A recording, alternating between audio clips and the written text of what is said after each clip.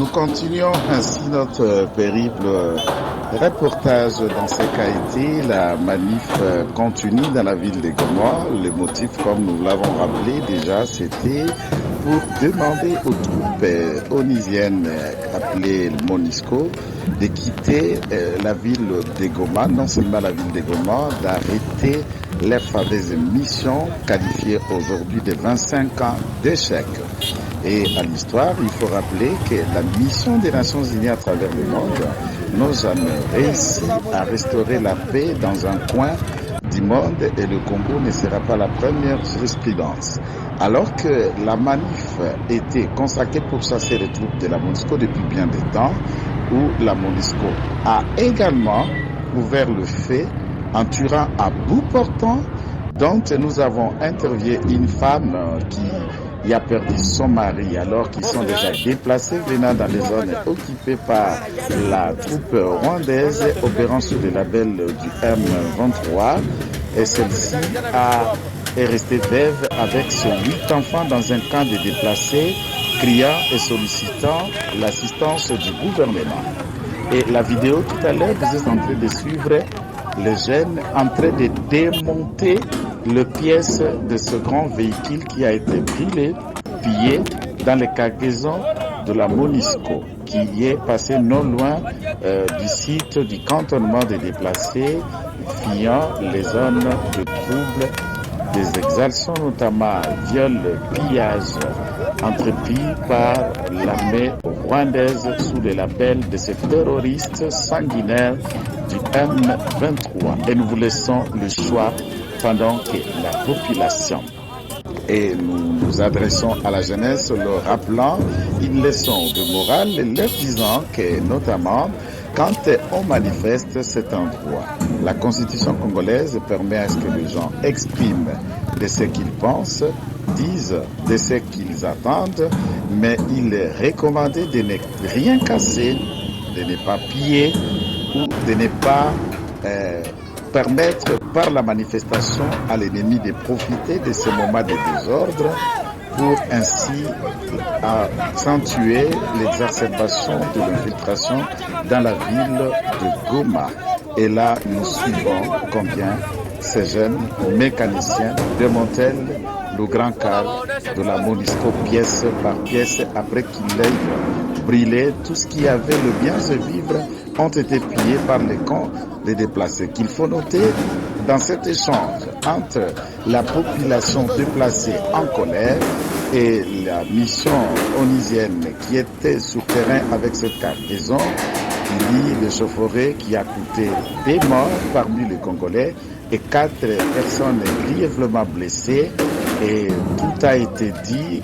Madame Leila, qui est chef de la mission onisienne en République démocratique du Congo, par des mots comme elle en a la coutume, de présenter les condoléances, les excuses, tout en promettant qu'il y aura des enquêtes en interne qui seront diligentées, que nous demandons les différentes occasions où il y a manifestation, tant dans l'entrée de la frontière de Kassindi il y a quelques mois, où plus ou moins 98 jeunes ont subi de critiquement de balles venant des canaux onisiennes, plusieurs blessés, plusieurs morts, et les conclusions de ces différentes enquêtes de disparition et de bavures des troupes onisiennes n'ont jamais été rendues publiques. Et en termes exemplaires, nous n'avons jamais vu les éléments de casque blé être présentés, notamment comme les auteurs de tels faits ou de tels éléments qui est insouhaitable. Et notre rapportage sur le terrain a été facilité par ces jeunes qui ne se sont pas réservés d'expliquer combien ils sont en colère et ils veulent à ce que leur plaidoyer soit attendu à Kinshasa, où les autorités ne se donneront pas la peine d'aller encore accepter l'ajout de nouvelles troupes de la sous-région, notamment de l'EAC, en ajout de ceux du Kenya qui cramponnent dans les hôtels et villes de Goma sans rien faire dans une inaction totale et opaque. Suivez par vous-même ce non-comment, comment les jeunes se sont érigés et même à mini-justiciers dans la ville de Goma. Nous laissons le bout de souffle à venir.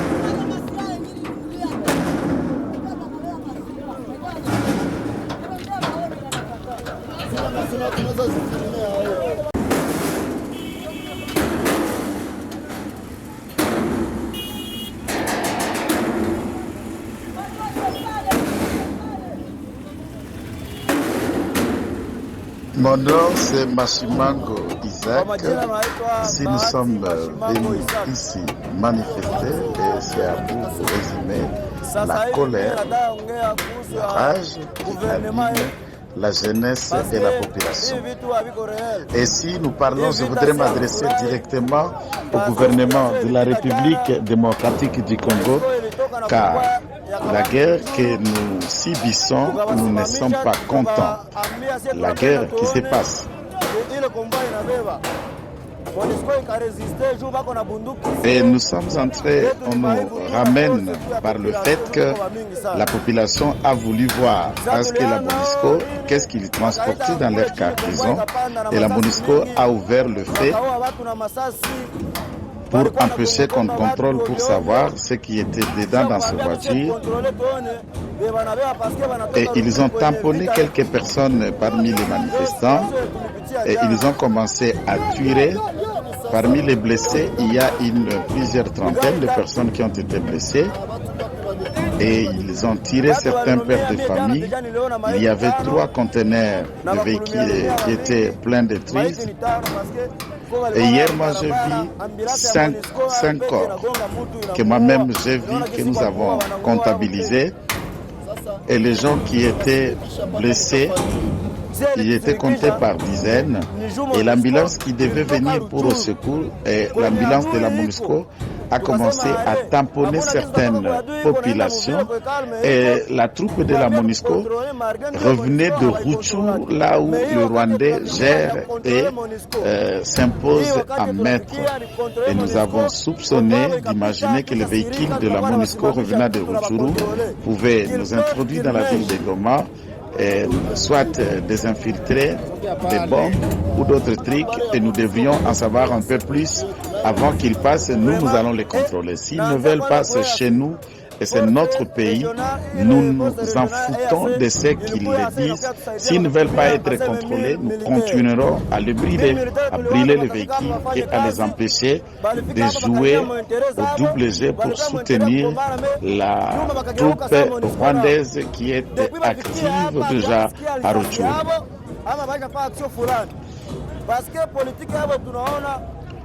Et la troupe de l'EAC, ils sont venus avec l'esprit de combattre aux côtés des FARDC pour déloger la troupe rwandaise sur sol. Malheureusement, ils se sont transformés à une sorte de MONUSCO bis, comme des observateurs. Et nous voulons comprendre comment le gouvernement ne peut pas arriver là où est le M23. Et alors, nous pensons que l'EAC fait l'œuvre de la police du M23.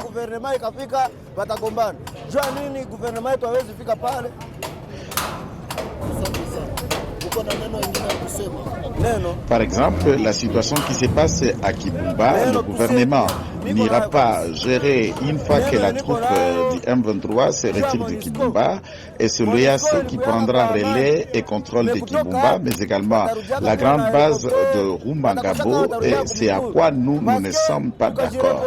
Et de tout nouveau, nous appelons le gouvernement de la République d'assumer ses responsabilités, imaginant que la troupe de l'EAC sera une nouvelle gangrène alors que nous nous battons avec la troupe rwandaise. Même quand je suis encore jeune, retenez que mes grands-parents m'ont instruit sur l'histoire du Congo et nous avons enquêté pour savoir la mission onusienne à travers le monde. Ils n'ont jamais réussi à restaurer la paix et partout dans les zones. Et 25 ans après, nous estimons que la MONUSCO n'a rien foutu chez nous et nous voulons qu'ils partent. Hier, la MONUSCO est revenue de l'autre. C'est comme ça que nous avons cherché à comprendre de la MONUSCO qui est revenue de Rutshuru. Il y a un certain nombre de morts et de blessés. La raison où nous avons intercalé ce véhicule pour que ça ne passe pas, et nous demandons à nouveau à ce gouvernement Et à ce terme, nous avons beaucoup souffert. Si le gouvernement a le pouvoir de nous aider, nous, la population, partout où nous y sommes. La MONUSCO, elle est là, elle est inactive. Le militaire est même quelques trahisons en interne et nous demandons au gouvernement d'armer toute la population de Goma, qu'on nous donne les armes, qu'on nous donne des munitions et que nous ayons nous-mêmes au front pour déloger la troupe rwandaise. Les militaires souffrent. La population souffre et nous avons besoin que des armes pour que nous puissions nous battre nous-mêmes. Et nous avons besoin que la troupe de la MONUSCO et de l'EAC partent. S'ils ne veulent pas partir, chaque jour qu'ils passeront ici, leurs véhicules passent, on va brûler. Leurs véhicules passent, on va brûler et nous sommes en colère, nous n'allons pas désarmer. Qu'ils partent et qu'ils retournent dans leur pays, dans le Kenya. Et si le gouvernement ne sait pas déloger le M23 dans les zones qu'il contrôle, c'est au gouvernement de nous préciser, au besoin, s'ils ont déjà vendu le pays qu'on découvre. Mais pour nous, nous avons besoin des armes et que nous puissions combattre nous-mêmes les M23. C'est notre pays. Qu'on nous dise tout simplement que la population doit partir d'ici à Goma pour que nous nous dirigeons ensemble d'aller attaquer le Rwanda. Nos enfants naissent dans la guerre, ils grandissent dans la guerre. Nous-mêmes, nous nous battons dans la guerre, jour pour jour aujourd'hui. Moi, je suis très étonné pour notre pays. Et nous n'avons plus à comprendre quels mots que le gouvernement va entreprendre pour nous faire convaincre. Et nous commençons à nous poser des questions si et seulement si le gouvernement ne joue pas les jeux de complicité avec le M23. L'EAC était venu à complicité avec le gouvernement pour qu'ensemble qu'on déloge la troupe rwandaise de la République démocratique du Congo. Pour rappel, nous, la population, nous sommes surpris dans la réunion qui a été tenue à Bujumbura.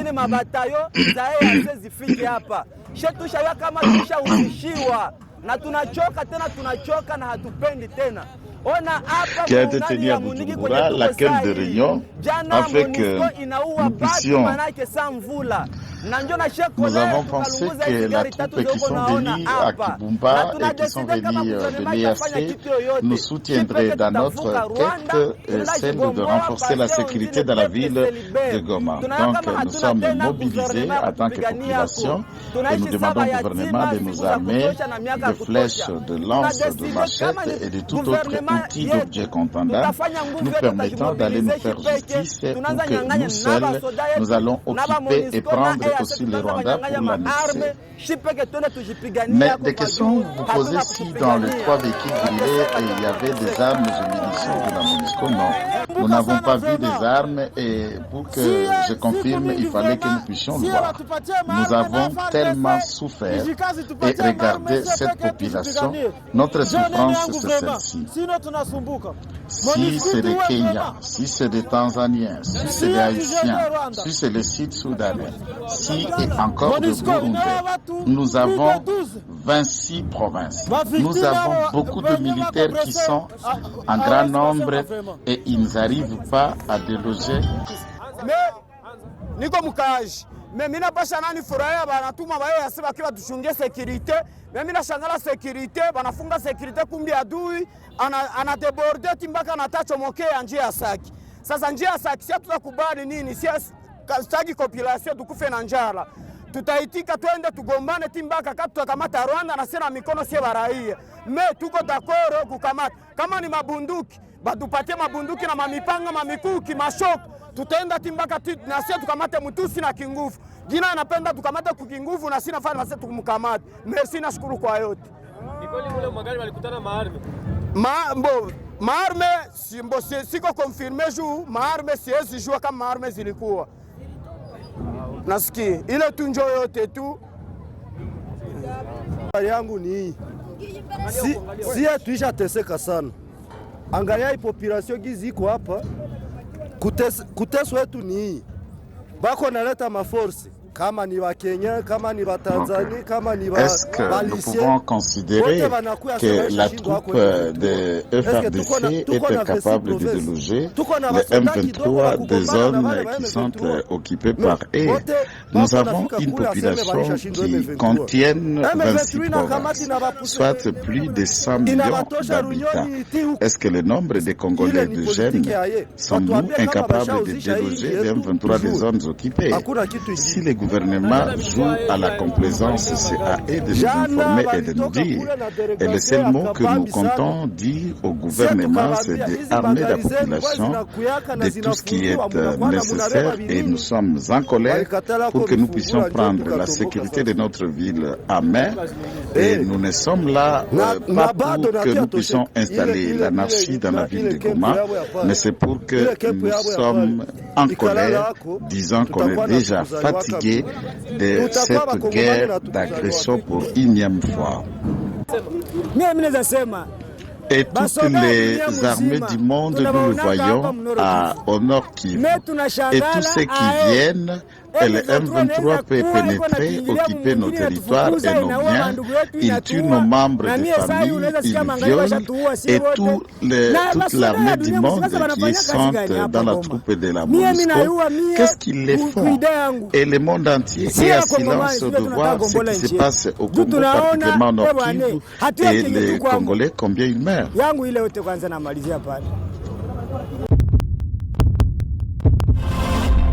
Dans sa nouvelle édition, Eshima Magazine fait le bilan de l'année 2022, une rétrospective des faits marquants en RDC. Sur le plan économique, l'année a été notamment caractérisée par une hausse des recettes publiques mobilisées. La DGI s'est démarquée par ses performances exceptionnelles dans la collecte des recettes en 2022. Selon les chiffres de la Banque centrale du Congo, la DGI a mobilisé à elle seule, à la date du 18 novembre 2022, des recettes publiques évaluées à plus de 10 milliards de francs congolais, soit 5,170 milliards de dollars. Par rapport à 2021, cette régie a accru sensiblement les recettes en 2022, ce qui a valu à son directeur général des impôts, Barnabé Mwakadi Mwamba, le prix de meilleur manager décroché à Houston, aux États-Unis. Eshima revient aussi sur les personnalités qui ont marqué 2022. Jules Alingete Kay, le patron de l'IGF, a reçu le prix Forbes Best of Africa 2022 pour son engagement dans la lutte contre la corruption en République démocratique du Congo. Le général-major Jean-Pierre Kassongo Kabwik du service national qui donne une seconde chance aux Kuluna, appelés aujourd'hui les bâtisseurs. À lire également ces femmes et hommes qui ont marqué l'année 2022. Plusieurs sujets 2022 analysés et documentés par notre rédaction. La levée par le Conseil de sécurité de l'ONU de l'obligation de notification sur l'achat d'armes par la RDC. Le départ de Moïse Katumbi de l'Union sacrée de la nation. Tshisekedi, 4 ans après, quel bilan? Remise des fonds aux entrepreneurs par le ministre des Petites et Moyennes Entreprises. L'acquisition sur fonds propres d'un satellite d'observation de la Terre. Processus électoral, le déploiement de la CENI pour des élections libres et crédibles. Les inondations dans la ville de Kinshasa. Dans le secteur de la santé, la fin de l'épidémie d'Ebola dans la province de l'Équateur et au Nord Kivu. Des procès, scandales financiers, des corruptions et de détournements. Analyse sportive des léopards face aux différentes compétitions. Plusieurs dossiers 2022 analysés dans cette édition spéciale, mais aussi les enjeux de l'année 2023. Eshima Magazine, un nouveau standard d'information.